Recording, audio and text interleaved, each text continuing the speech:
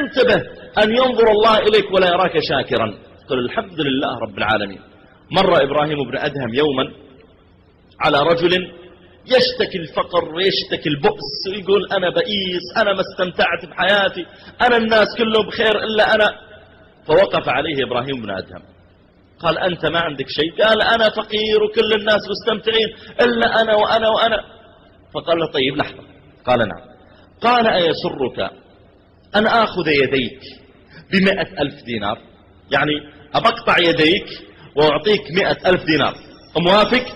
يقول فقال لي يديني وتقطعهن 100,000 دينار تعطيني؟ قال نعم. قال لا والله، لا والله خلي يديني عندي. قال طيب أيسرك برجليك 100,000 دينار ذهب الآن؟ قال ها؟ لا والله. قال أيسرك بلسانك نقطع لسانك و100,000 دينار؟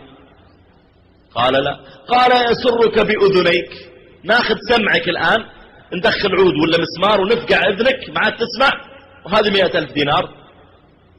قال لا والله. قال أيسرك بعينيك نأخذ عينيك الآن ونعطيك 100,000 دينار؟ قال لا والله لا يسرني. قال سبحان الله أراك تملك مئات الآلاف من الدنانير وتشتكي البؤس والفقر. ارضى بما قسم الله لك تكن أغنى الناس. والدنيا يا جماعة تذهب وتجي، الدنيا تذهب وتجي. كنت أسمع قبل أيام مقابلة مع الشيخ سليمان الراجحي الله يحفظه التاجر المعروف، يقول كنت أشتغل من أول أجمع بقايا الرماد اللي عند الناس في البيوت، الناس يشعلون الحطب ويبقى الرماد، نجمع الرماد نبيعه.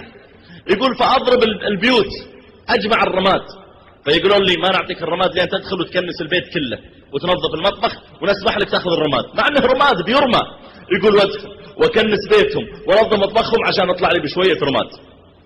يقول وكنا ذهبنا مرة مع أبي، هم كانوا في البكيرية، يقول وذهبنا أظن قال إلى عنيزة ولا بريدة، يقول وكنا في النهار نجلس تحت الشجرة أنا وإخواني وأبي وأمي. سبحان الله هكذا الدنيا.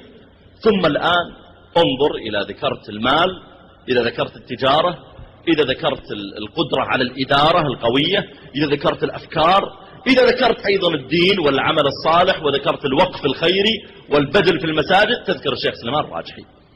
فارضى بما قسم الله لك. ربما الله تعالى اليوم يمنعك وغدا يعطيك. ويا ما عرفنا أقوام كانوا في تجارة وأموال ثم ذهبت عنهم في طرفة عين، ويا ما عرفنا أقوام كانوا في فقر وفي حاجة فإذا بالدنيا تهجم عليهم. اتق المحارم تكن أعبد الناس، وارضى بما قسم الله لك تكن أغنى الناس.